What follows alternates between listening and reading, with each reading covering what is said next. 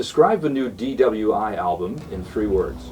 Progressive, Diverse, heavy, intense, musical, Epic, journey, story-driven, adventurous, melodic, unexpected, sometimes a little hysterical. intense. theatricality.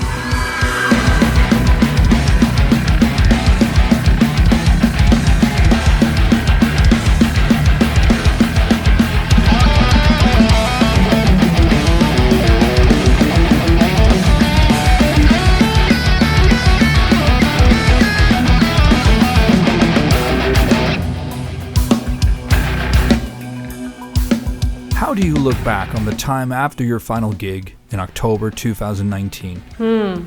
Yeah, well, we can say a lot about the situation. Of course, now it's different than it was then. At that point, we were very much looking forward to playing, and I feel like we did really our best at doing a really intense show, and all of us felt during the show, I believe, I can say that about everybody, but for me it was just an amazing experience, I think one of the highlights. But also after the show itself, it felt like, hey, we want to do more of that. it had its ups and downs. If you're honest, a band is like a relationship with multiple people. Since you're all passionate about stuff, in this case music, but also performing, you can reach heights and you can have some lows. That all makes it interesting as a band, but also it can be challenging. 2019 was an interesting year because we had a few really cool gigs, and we also recorded the live album in Parktheater, which was a lot of fun. But it was an interesting time because there were some things stirring underneath the surface. Sometimes change is necessary. I really believe that things happen for a reason, and this was one of the key examples of that. Well, we had good times, and individually, I still like everybody, but musically, we were somewhat on different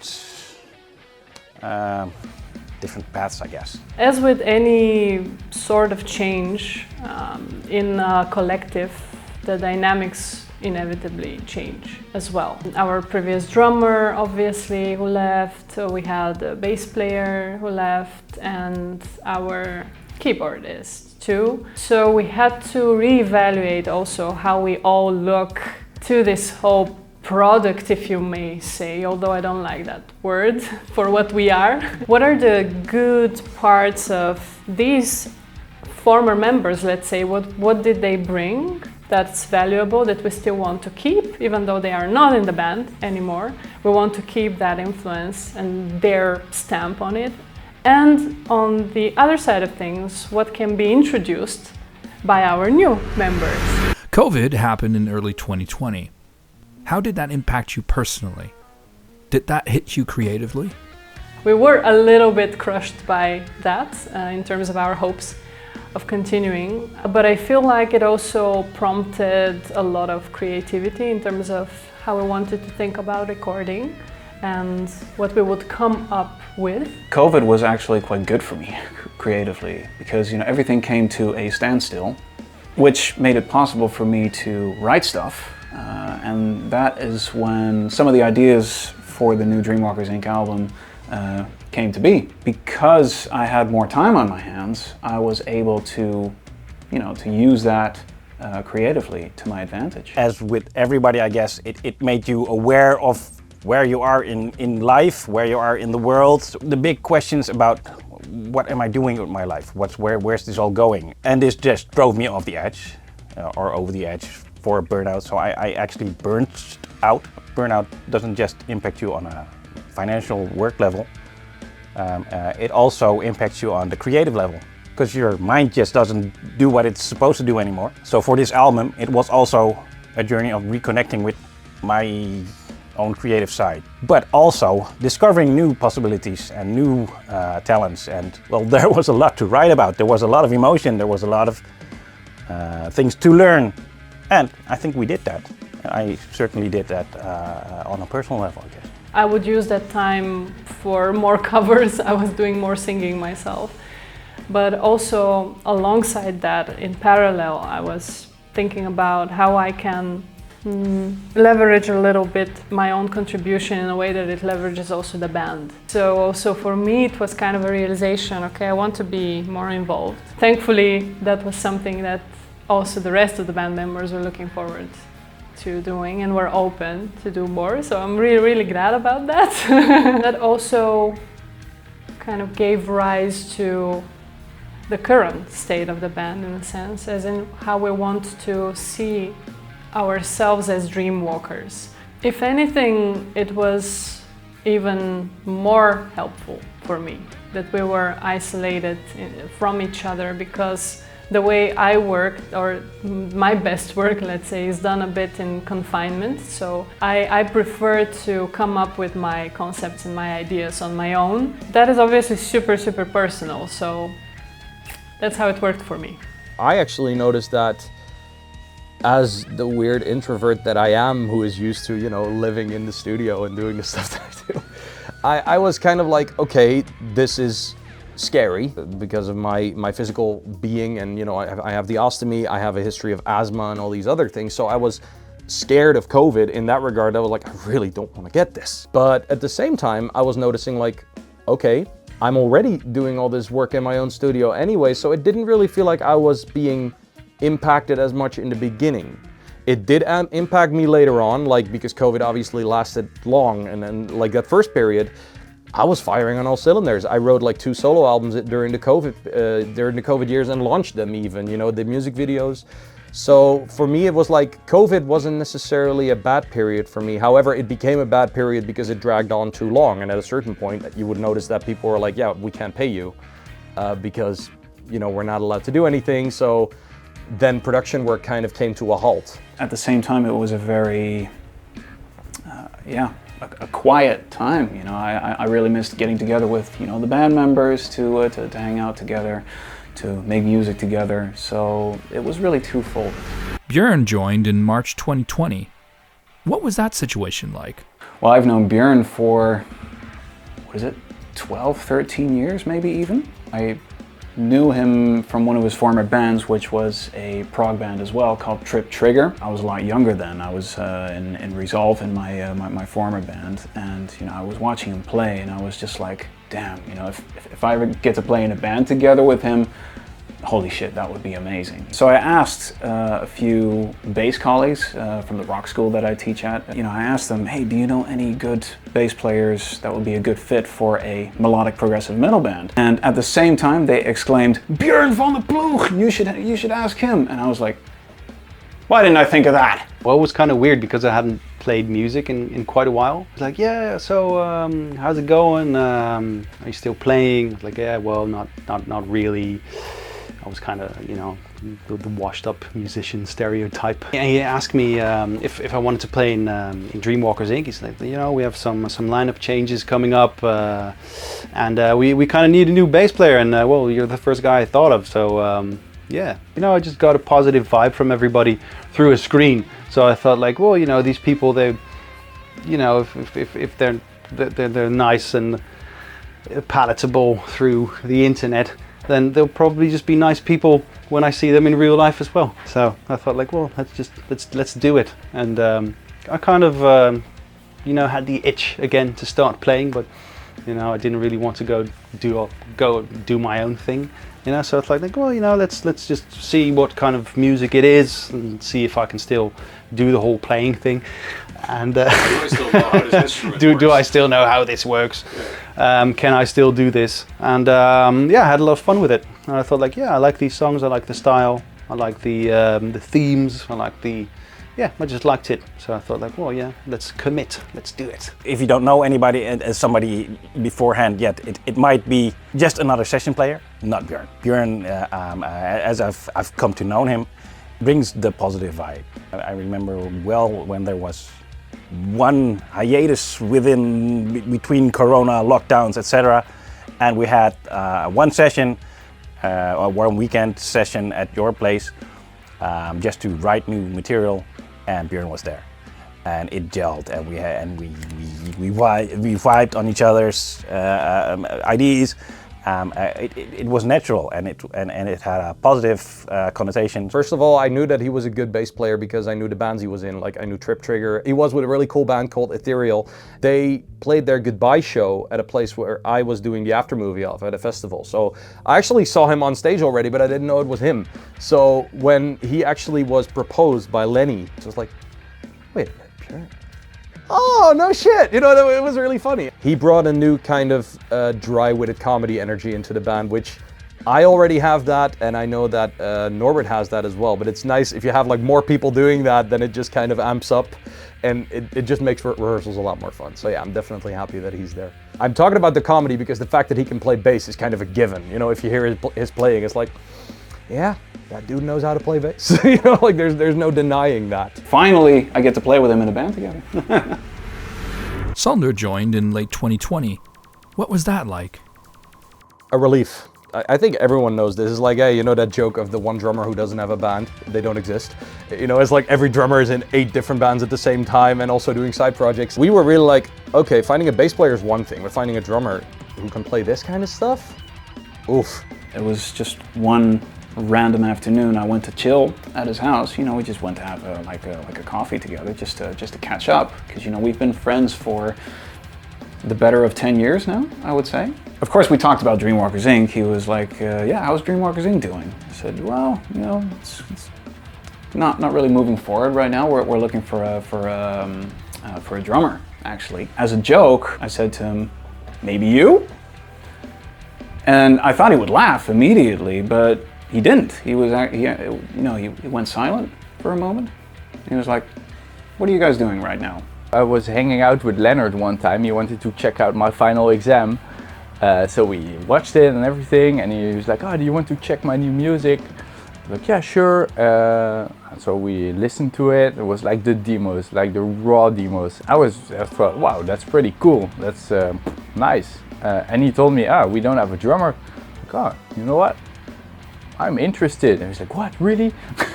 It was great to play some metal again as well, and to write metal again. I was really happy with that. At that point in time, I just graduated from Conservatorium Haarlem, ready to play live and do all sort of things, and then COVID happened. I had a bunch of projects. I had like Tommy Brown, Still Have It, and Speak Easy, which is more hard rock band. We started this project called Grabbelton as well, but it was more producing basically, and more like the nederpop or the hip-hop-ish things. Yes. I don't even know what to call it. So yeah, I wasn't playing much in a band setting and not really in a heavy band setting. My original response was like, hey, if he wants to try out, that's great. But what is even funnier is that after I said that, I found out that he played fucking Frank Zappa songs. Like, he has been touring with a band called Zapatica and he played Frank Zappa songs. So that instantly made me go like, oh yeah, that I think is good enough. You know, like what I now know about Sander is he's passionate about his work. He's passionate about details. He wants to get the best out of the music, which is something we all want, and that works. And I love that he also adds to the process. He's not just a drummer, he listens to everything, and he will give you constructive lists with feedback, which I love, because that's the kind of stuff that you need to grow. I'm really glad that it came to be like this, because, you know, as far as I'm concerned, we have the rhythm section of our freaking dreams now. It's amazing.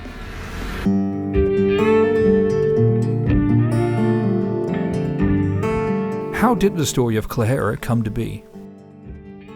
I remember it was a night somewhere in 2019, early 2019, and I just had a wicked brainwave. Felt like writing, but I wasn't sure what was gonna happen. Sometimes you just feel like it, you sit down and then your hands just start doing something weird and then you have it. I remember that the first treatment I wrote for the story already was like 21 pages of just simple bullet points. And then it kind of became clear to me, like, what is the overarching theme was about the concept of justice, because that was something that I've been struggling with and thinking about myself a lot the last couple of years. When you're a kid, when you're raised on fairy tales, Disney movies, you know, like stories you hear, then there's always this idea like, oh yeah, justice always prevails. And the unfortunate truth of becoming an adult is, it doesn't.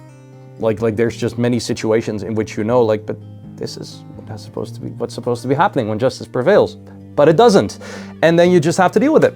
Like there's no one out there who's gonna give you a hug and say like, I know what you feel, man. No, it's like, fuck you, you're an adult now, deal with it.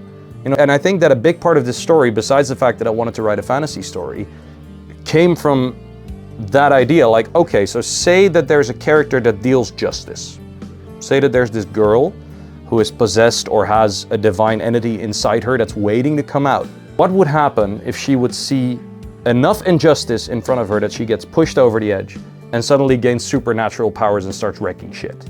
Like what would that, and what would the effect be? Like not just the fact that she could do that, but how would the world around her respond to that? When I wrote this concept, we were actually promoting First Redraft, yeah. Like Redraft came out in January of 2019. And that was around the time we started booking gigs for that. So it was around that time that my brain was already very much in Dreamwalkers Inc territory. So I think it helped. It helped that we released an album, we were playing live, we're actively pursuing that. And then I came up with this concept. And I also remember pitching it to the rest of the guys, basically saying like, hey, so last night something weird happened and I now have this story. Are you interested in, you know, doing anything with this? Because no is an acceptable answer as well, because that was already happening. We were already going towards more of a band dynamic. Fortunately, especially Norbert and Leonard, the guys that also wrote most of the music in the first stage with me, they were excited. They read the story, they were like, that's a good story, we should do something with this. So yeah, lucky with that, I guess. Proper writing started in early 2021. How did that go? I would say all in all, it was a very inspiring process for me, because we wrote on our own, in our home studios and together, and I think for both there are advantages, there are disadvantages. Writing together, in the room together, and bouncing ideas off each other and inspiring each other. I do think that at least for me and for this band, it's a really good fit. I was used to be in a rehearsal room with people and write like that, basically. And this was more sending demos to each other and parts and like, hey, can you write something on this? So I go on my e-kit and blah, blah, blah. Yeah, just play some stuff, send it back, and he's like, oh, that's cool, but can you maybe change this? Just all this back and forth was pretty new for me. In the end, it was pretty productive. We had one weekend session at your place. Everybody together, jamming a little bit, taking little pieces, sticking them together. This fits, doesn't fit. But the whole Corona thing made it a bit more difficult. You'd send in ideas from home, and especially in the beginning, I wasn't that good at editing or recording, so creativity went out the window as soon as I had to start. It's different from actually writing together in a room. I decided not to involve myself too heavily in the compositions and things, because that didn't feel right for me as like a newcomer in a group of musicians that already had like sort of an established way of working. I thought like, just, I like the songs, I trust you guys to write competent material, and I'll just do the whole bass thing, I'll see what works. I could go as crazy as I wanted, or as small as I wanted, and when we actually did the recording, some things, well, apparently then they just don't work, so you kind of have to rewrite that, and that's all right, kill your darlings sometimes with some riffs or grooves and things like that. My contributions to the band were, and it was completely consensual, I have to say that, they were a bit more limited on the side of my singing in the band. It was more backing vocals, the choirs, and so on, which I was perfectly content with. But now, looking at how we evolve, I couldn't wait, honestly, to contribute more. I felt like, okay, now actually my input is really being taken into consideration and into account a little bit more. And I was super excited to be just jotting my ideas and working alongside Tom for the songwriting. I wrote like multiple demos, but they didn't end up on this record because it didn't feel right. So there's still stuff on the back burner from those original sessions, which might end up on album 2, might not, depending on what the rest of the band obviously thinks. Because it's a different process now, it's not just me. And I kind of like that as well. It also makes the album cool, because it's not a TDW record anymore, it's a Dreamwalkers Inc record. We're writing it together. 2021 was when we still had like the tail end of COVID, right? Like we were still going through that. So the first couple of writing sessions, really we were like, okay, so we can come together, but with a small group and make sure that it's well ventilated. And it was a weird situation because we were in the same room together and we literally wrote in living rooms. Oldstead was written in one day, That was ridiculous. I didn't expect it to go that smooth. It was really like we were already doing it for years. I mean, it's not often you write a song in a day. That's not normal. It's cool, but it's not normal. What was it like to change the process from a solo project to a full band? Different, but again, you know, really inspiring at the same time. I personally don't really have a big preference. You know, if the deal is here's the music and record it, maybe write your own solo or whatever, or you know, you're gonna really write an album from scratch, you know, together with other musicians. There's not really a big difference for me. I like both ways. I'm quite neutral in that sense, I think. Obviously, when you're writing stuff together, that's a totally different thing from being more of a session player. When you're starting to write your own material, that's a whole different ballgame. It's nice to have a place where I can truly focus on what I do, and that's play bass. You know, because I can play some guitar riffs and things like that. You know, but you know, I'm not a brilliant composer in that sense. You know, I can make some rudimentary songs and some rudimentary outlines, but I'll always need help and influences from outside myself. So this was great for me, really. So also for me it was kind of a realization, okay, I want to be more involved. Thankfully that was something that also the rest of the band members were looking forward to doing and were open to do more, so I'm really, really glad about that. It's funny because I obviously started the Dreamwalkers Inc. out as the live band for the TDW stuff, and we did that in the first phase, and there you go. I noticed that especially with Radina and Lenny and Norbert, we kind of clicked into place really quickly. In the past I would write everything and then just tell people to play, but even then I would still tell them like, I've not written a solo yet, so you do the solo. So in a way, I guess I didn't really change my way of working, besides the fact that I'm just not touching any instruments anymore. I'm just telling people like, I think this is the vibe, can you do something with that? And then just see what happens. I kind of like that. It's a good position to be in. It's like throw a coin in and get music out. What personal development did you go through during this process? There was a little bit of a push, yes, out of my comfort zone. Now I am singing way more in this, and I have way more solo parts. So I wanted to figure out ways in which I can utilize my voice and vocalization in a way that really suits the mood, the message, everything. So I realized, especially in the recording process, when we were in the studio, I wasn't exactly sure if what I'm gonna vocalize is gonna come out right or how I want it to come out. But it felt worthy to try, and for the sense of accomplishing what we want to get out there and the emotionality of it. So it was a little bit of a stretch on my comfort zone. It didn't feel overboard. It felt like just the right stretch so that I can accomplish what I want for the band and the album and the concept most of all. But it was a growing stretch for me. You know, I play certain rhythms on the album now, which I thought I would never even be able to pull off. You know, I'm not a bad rhythm guitarist, but I would say because I started as a lead player, it's always been something that I had to work a little extra for.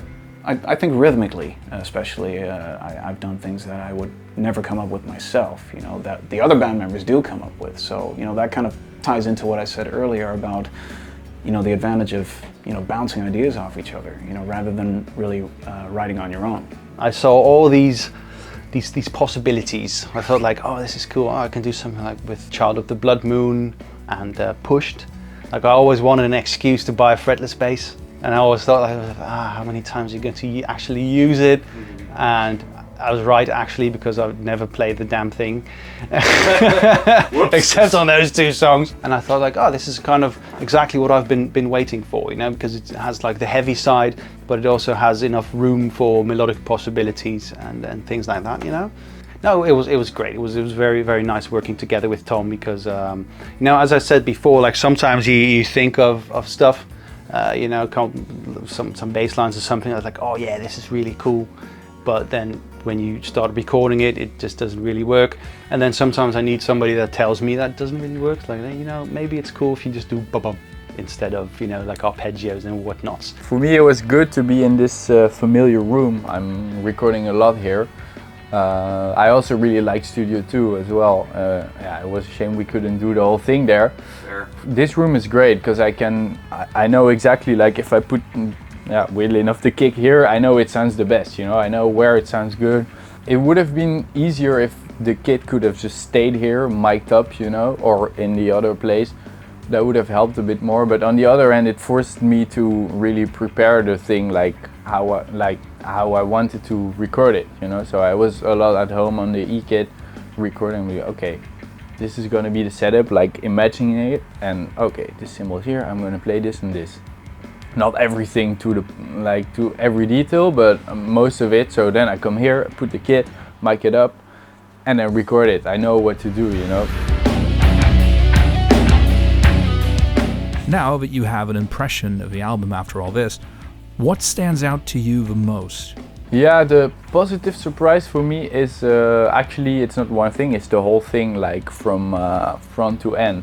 Just to listen to the whole thing, and even with the spoken words, like the story basically, like I told the guys, it's not necessarily my thing from the beginning. Like I'm more of a song per song listener, even if I listen to albums. But you know, like when I sat down and listened to the whole thing in one go, it was pretty amazing. I was like, oh damn, that's insane. Just the fact that we are able to come up with an album like this, basically. I'm gonna be honest, at first I thought it was a very ambitious project, too ambitious. I had my doubts whether we were going to succeed, but here we are. And I think, you know, we are all demonstrating on this album, and I hope that the listeners will kind of catch on to that. We are all like playing to the utmost best of our abilities. Well, it is our first full-blown conceptual album. So there are a lot of emotions that grow on you in the progression of listening to the album. So for me, it was kind of a journey, even though I knew what we were doing and I knew about the concept, I knew about anything that would go into the final product. Still, when it really came down to recording my parts and then hearing everybody else's parts and listening from the first track to the last track, it's just like, okay, I didn't expect that I would feel what I feel right now. So it was a journey that I was not anticipating. What surprised me most is that even when everybody was recording either at home or here, or at least it was all separate. Some bass material came from Tom, some came from Lenny, some came from me. Yet in the end, it all still sounds like a band effort. So that's what surprised me most, is that in the end, it really did come together. I was very happy with how it turned out, you know, and for me it's the first time in, well, I would say, yeah, almost 10 years since I've actually recorded an album, you know, and I've done a song here and there, envisioning how I want to sound on the album and how I can make other people sound good on the album. Yeah, if you would say like the final product, I'm just really happy how it turned out, really. It's way more dynamic than I thought it would be. And that's a very good thing. Normally, I have like a pretty good preconceived idea of what something is going to be. Like, okay, we need to do this thing, and then we reach that, and then, In this process, I kind of let go of some of that by saying, okay, there's multiple people involved here, so I'm giving a direction, and I'll help. But I'm not going to tell people how to play their instrument or, you know, how to fill in a certain space. And even when giving feedback, there were moments, for example, that Norbert would write something or Sander would write something, and I would be like, okay, I like it up until here, but can you make that heavier? Or can you make that smaller or whatever? You know, like really trying to keep it in a global range so that I would not take away from their creativity, because I feel that everyone's creativity made this record as cool as it is. Basically, when we started writing the first couple of songs together and I heard what everyone was bringing in, that's when I already knew, like, okay, I need to take a step back instantly, because there's so much good shit here that if I start putting my stuff in, well, then it will become a TDW thing again, and that's exactly what I don't want. So I want to make sure that everyone's individual personality shines through. I feel that because I did that, because I took a step back, relatively speaking, the dynamics of the record got way bigger. Like, we got the smallest ballad, but also like the heaviest song after, you know, it's like, and that's what I wanted. I wanted the record to be dynamic, so I think we succeeded. What do you hope will happen in the future for the band? I'm kind of anxious about the reception. I think it will be good, but we'll have to see about that. I'm looking forward to chapters 2 and 3, so to speak. We've gotten to know each other and know what things we look for in music. I think this is going to be interesting next couple of CDs. It is a journey. It's a whole journey, and that's what I like about this. I hope that we can keep this lineup as long as possible. That feeling was really confirmed when we rehearsed for the first show that we did together. Sadly, apart from Björn, he wasn't there, but he rehearsed with us. It was the first time that we were making music together, like physically in the same room. And for me, it just felt like, you know, I've been playing together with these guys for years. So yeah, I hope that we can continue this way for as long as possible. That's really my only hope. I just want to play some nice shows, maybe get some good reviews. For me, it's like a sort of a return to form. At least that's what it feels like for me, you know. Like as I said, like I haven't really played for the last 10 years. Like after I finished music school and things like that, I kind of got sidetracked with a lot of other things. Next album, you know, it's a part 2, so I kind of hope that it's like the Terminator 2, and it's bigger, it's better, it's more, it's grander in scope, it's more theatrical. Yeah, that. I don't know. I'll see when I hear it. I'll see when I hear it. Personally, I hope to play live more, just to play festivals, everything. You know, that's where my heart lies, basically. So I'd love to do that more. Yeah, just rock them stages. I don't know what will happen. I think we're gonna write a pretty cool second sequel to this. I hope that we get to expand a little bit more on our collaboration as people within the band, so instrumentalists, vocalists, whatever. To be even more freer in our expression within the band, form something that we all wanted in one way or another to accomplish with music before, that we were not able to do for whatever reason. So I feel like Dreamwalkers should keep being that safe space for all of us to express each other's creative urges, and doing that in some synchronous way. First thing, now we're gonna play live. We're gonna throw it out there. We did a live show at Zeehelden Festival last year, which was the first show with Sander. Unfortunately, not with Björn due to sad personal circumstances. We played like 5 new songs from this album without anyone knowing the material. And what I thought was interesting was that with the 5 songs that we played, the crowd really liked it. Even though they could not have heard it before, because we literally just kept it within our room, but we were like, okay, we're just gonna do it now, throw it out there, see what the response is. And the response was really genuine. You could notice that people were like, whoa, that 3rd song you played, that was really cool. And that was Oldstead, by the way. So I was like, I think we're onto something here. Because if a bunch of complete strangers hear something the first time, they could also be like, oh, I don't get it. You know, like the audience can be pretty brutal. We all know that. So the fact that we got that response kind of also makes me hyped for playing live now, because like, okay, these songs work, yay, let's do it. And then obviously when the album is out, people will know what we're playing. So then it will also help in hopefully getting an audience response out of it. But we'll see. It's like we gotta start writing soon, and then I'll throw stuff in and see what happens. And if it turns out to be 2 albums, great. If it turns out to be 3 albums, also great. If it turns out to be 8 albums, okay, fine, whatever, you know, we'll see. In that regard, I'm just hyped to start writing again and see what the hell will happen. To be in this band, particularly? Or a band? No, what was it like to be in Dreamwalkers Inc? No, what was it like in the Beatles? What is it? I can't work like this. It's like a ready-made band. Like, all right, here's some songs. Play bass. Let's go. All right. Oh, this works. Awesome. This is cool. I like this. Impression could be summed up in this. It was a journey I did not anticipate. And is that a good thing? Yes. Okay. If my kind of culturally weird gestures come out, that's because I'm Bulgarian, people. It's not like... No, it's awesome. It's just like I did not expect this. Are you okay? Young lady, are you okay? Yes, I got quite excited down there when I heard the songs. Downstairs, down you know, where? not Down where? downstairs. It's Like, like, down where? I was listening to the songs on my headset downstairs. Ah, okay. Yeah, in my No, house. it's good that you yeah. And all the curtains were open, so you know, no funny It was business. during the day. It was during it was during the day. Nothing strange. Weird. Get your mind out of the gutter. Nothing weird. Yeah, Get your mind out of the gutter, pervert. bunch of perverts. Stop thinking about my dick. I don't want to think about your dick.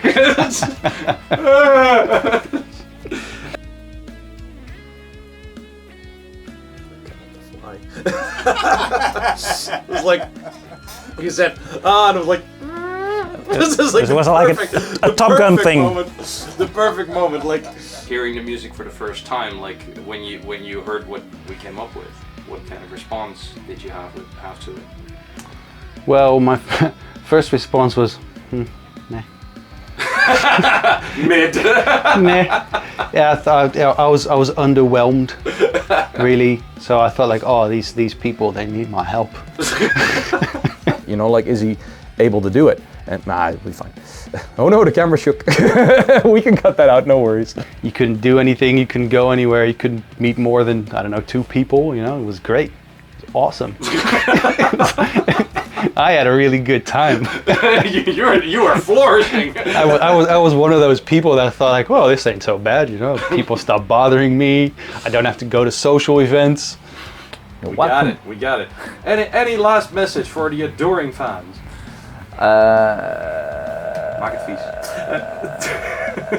No. No. Okay, bye. End of take. It's been 10,000 years. 10 years. Yeah. Well, sometimes it feels like that, doesn't it? Oh, Yeah, man. where does the time go? Please don't ask that out loud. It makes me sad. Don't make me quote Rutger Hauer. Yeah, exactly. We need more rain for that. Ja, precies. Zeg eens wat leuks, zeg eens wat leuks. Nou, dat is het hem dus, hè. En dan klap ik altijd helemaal dicht. Als ik het op commando moet doen, dan weet ik ineens niks meer. Wel, dan maken je zo goed ouwe hoeren. Ja, Daar zijn wij maar ja, hartstikke goed in. dan moet het op commando en dan gaat het fout. I always have kind of a hard time envisioning how things come together at the end. In the Jesus end. fuck. I always enjoy it when you're with a group of people and you come together. Oh no. You know, timing wise, it's a nightmare. I can just hear the bass line from the Beatles in the background. Boom, boom, boom, No, but well, Yay. Bye. Bye. Okay, bye.